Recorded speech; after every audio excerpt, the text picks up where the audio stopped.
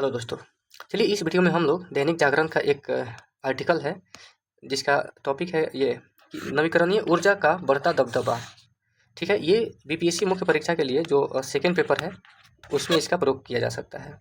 ठीक है, तो चलिए आर्टिकल में हम लोग शुरू करते हैं कि क्या है। देखिए, कह रहा है कि जलवायु थिंक टैंक है एम्बर जो है एक जलवायु से संबंधित जो है अपना रिपोर्ट जारी करता है। तो उसमें देखिए बताया गया है कि हालिया रिपोर्ट बताती है इसकी कि 2025 की पहली छमाही में नवीकरणीय ऊर्जा को आत्मसात करने की दिशा में दुनिया ने उल्लेखनीय प्रगति हासिल की है। यानी कि इस पहला जो ये पैराग्राफ है इसमें बताया गया है कि दुनिया ने जो नवीकरणीय ऊर्जा है उसको आत्मसात किया है, यानी कि अपनाने में काफ़ी जो है प्रगति की है। अच्छा, एक चीज़ और मैं बता दूं कि नवीकरणीय ऊर्जा क्या होता है। तो देखिए, नवीकरणीय ऊर्जा जो है एक प्रकार की ऊर्जा होती है जो ये प्राकृतिक स्रोतों से प्राप्त किया जाता है, जैसे कि सोलर लाइट हो गया, सोलर एनर्जी हो गया या सौर ऊर्जा हो गया। इस तरह की जो ऊर्जा है हम लोग इसमें शामिल कर सकते हैं। ठीक है, तो आगे देखते हैं कि दरअसल मानव इतिहास में पहली बार सौर और पवन जैसी नवीकरणीय ऊर्जा स्रोतों से प्राप्त बिजली उत्पादन कोयले एवं प्राकृतिक गैस से उत्पन्न होने वाली ऊर्जा को पार कर गया है। यानी कि जो लेखक बता रहे हैं कि जो या रिपोर्ट बता रही है कि जो रिन्यूएबल एनर्जी है वो अधिक है नॉन रिन्यूएबल एनर्जी से। ठीक है, यहाँ पर देखिए रिपोर्ट के अनुसार उक्त अवधि में वैश्विक ऊर्जा में स्वच्छ ऊर्जा का योगदान जो है 5072 अरब किलोवाट आवर, यानी कि रिपोर्ट में बताया गया है कि अभी वर्तमान में 50-72 अरब डॉलर किलोवाट आवर जो है।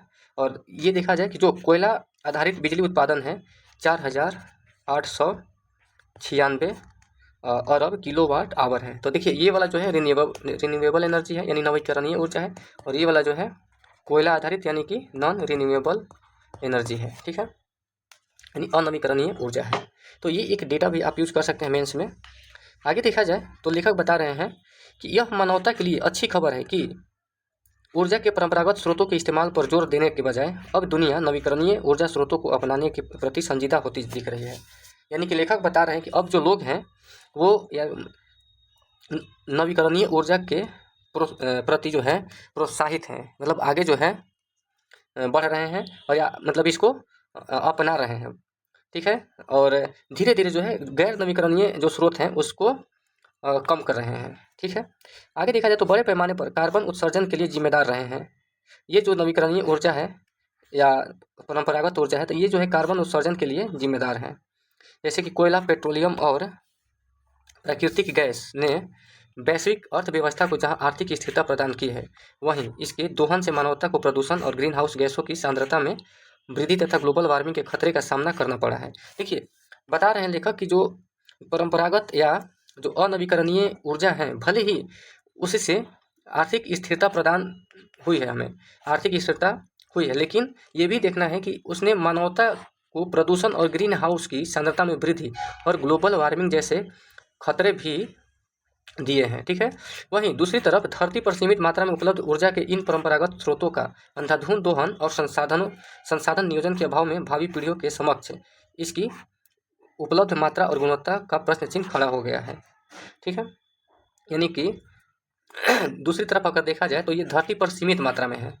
ठीक है, लेकिन इनका अंधाधुंध दोहन हो रहा है और इस कारण से अगर देखा जाए तो जो हमारी भावी पीढ़ी है उनके समक्ष जो है एक भाई प्रश्न चिन्ह लग जा रहा है। क्यों?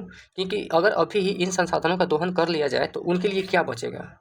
इसलिए लेखक कह रहे हैं कि अतः सतत पोषणीय विकास पर जोर देने और संसाधन दोहन की रफ्तार को मंद करके इसके विवेकपूर्ण इस्तेमाल पर जोर देकर तथा अक्षय ऊर्जा स्रोतों पर निर्भरता बढ़ाकर ऊर्जा की अतिरिक्त मांग को न सिर्फ पूरा किया जा सकता है बल्कि स्वच्छ ऊर्जा के माध्यम से विनाश के मुहाने पर खड़ी धरती को बचाया जा सकता है। लेखक बता रहे हैं कि अगर हमें आने वाली पीढ़ियों के बारे में सोचना है, उनके लिए ये जो पर्यावरण है या जो संसाधन है वो उनके लिए छोड़ना है, हमारी पीढ़ियों के लिए अगर इसको छोड़ना है तो इसके लिए ज़रूरी है कि सतत पोषणीय विकास किया जाए। ये क्या होता है, तो भविष्य की पीढ़ियों को ध्यान में रखते हुए वर्तमान में संसाधनों का उपयोग करना या दोहन करना। ठीक है, यानी कि विवेकपूर्ण तरीका से दोहन करना है। तो वही बता रहे हैं कि अगर ऐसा करना है, हमारी पीढ़ियों को एक अच्छा भविष्य देना है, तो इसके लिए हमें सतत पोषणीय विकास को अपनाना होगा, तभी जो है उन्हें एक स्वच्छ ऊर्जा के माध्यम से विनाश के मुहाने पर जो धरती खड़ी है उससे बचाया जा सकता है।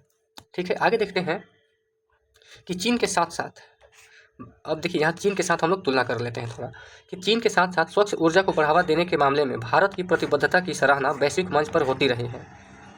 देखिए भारत जो है लगातार नवीकरणीय ऊर्जा को प्रोत्साहित कर रहा है और इस कारण से वैश्विक मंच पर आप देखेंगे कि बहुत ही इसकी सराहना दिख रही है। चीन और सौर पवन ऊर्जा को बढ़ावा चीन सौर और पवन ऊर्जा को बढ़ावा देकर इस अवधि में जीवाश्म ईंधन उत्पादन को 2% तक घटाने में कामयाब रहा है। वहीं भारत भी नवीकरणीय ऊर्जा को अंगीकार करने की दिशा में सतत प्रयत्नशील है। देखिए चीन भी जो है नवीकरणीय ऊर्जा को बढ़ावा दे रहा है और भारत भी साथ साथ ये नवीकरणीय ऊर्जा को अंगीकार करने में लगातार जो है प्रयत्नशील है। सौर ऊर्जा की स्थापित क्षमता के मामले में भारत तीसरे और पवन ऊर्जा में चौथे स्थान पर है। देश में कुल स्थापित विद्युत क्षमता में अक्षय ऊर्जा का जो योगदान है 50.07% है। 50.07। देखिए अभी जो है 50.07 जो है अक्षय ऊर्जा का उत्पादन भारत कर रहा है कुल ऊर्जा का। ठीक है, इसका तात्पर्य यह है कि भारत COP26 यानी कि COP26 में की प्रतिबद्धता को 2030 के लक्ष्य से 5 वर्ष पहले ही प्राप्त करने में कामयाब रहा है। ठीक है, आगे देखा जाए तो देखिए ये अंत में लेखक बता रहे हैं कि विद्युतीकरण और आधुनिकीकरण की बढ़ती रफ्तार के समानांतर बिजली की बढ़ती अतिरिक्त मांग को पूरा करने में नवीकरणीय ऊर्जा प्रमुख भूमिका निभा सकता है। असामान्य प्रकृति की यह ऊर्जा नेट जीरो के लक्ष्य को हासिल करने में कारगर हथियार साबित हो सकता है। ठीक है, तो ये बहुत ही बढ़िया आर्टिकल है। इसमें हम लोग देखें कि नवीकरणीय ऊर्जा क्या है। नवीकरणीय ऊर्जा क्या है, सबसे पहले क्या है देखें। दूसरा हम लोग देखें कि दुनिया जो है इसको अपना रही है। ठीक है, और इस अगर हम जो नॉन रिन्यूएबल एनर्जी है, भले ही इसने ये भी हम लोग देखें कि नॉन रिन्यूएबल एनर्जी जो है आर्थिक स्थिरता जो है भले ही प्रदान की है, लेकिन अगर देखा जाए तो इसके कारण जो है मानवता जो है प्रदूषण, green house gas, global warming जैसे जो खतरे हैं उसको जो है ये उत्पन्न करने का काम किया है। तो इसका निदान ये बता रहे हैं लेखक कि देखिए इसका निदान यही है कि हमें जो संसाधन है उसका सतत प्रयोग करना चाहिए, सतत विकास की ओर हमें बढ़ना चाहिए, यानी कि सतत प्रयोग पर बल देना चाहिए, सतत। ठीक है, और ये भी बताया जा रहा है कि इसके महत्व को, कि रिन्यूएबल एनर्जी का क्या महत्व है, तो ये भी बताया जा रहा है कि ये जो है इसके माध्यम से न सिर्फ हम लोग ऊर्जा स्रोतों जो हैं जो गैर नवीकरणीय जो ऊर्जा है, न सिर्फ उस पर हम लोग भार कम कर सकते हैं, बल्कि इसका महत्व इतना है कि स्वच्छ ऊर्जा के माध्यम से जो हमारी धरती है इसको विनाश से हम लोग बचा सकते हैं। ठीक है, विनाश को बचाकर और एक अच्छा जो है सुनहरी धरती का हम लोग सुनहरी धरती को बना सकते हैं। ठीक है, और कुछ डेटा हम लोग देखें कि जो 50.07% जो है अभी भारत का योगदान है अक्षय ऊर्जा के प्रयोग में। ठीक है, तो ये जो चीज़ें हैं आप मेंस परीक्षा में यूज कर सकते हैं। बहुत ही अच्छा आर्टिकल है। जलवायु परिवर्तन का हो, पर्यावरण के मामले में नवीकरणीय ऊर्जा से संबंधित प्रश्न हो तो उसमें आप इसका यूज कर सकते हैं। चलिए बहुत बहुत धन्यवाद आप लोगों का, और वीडियो को लाइक शेयर और सब्सक्राइब जरूर कीजिए।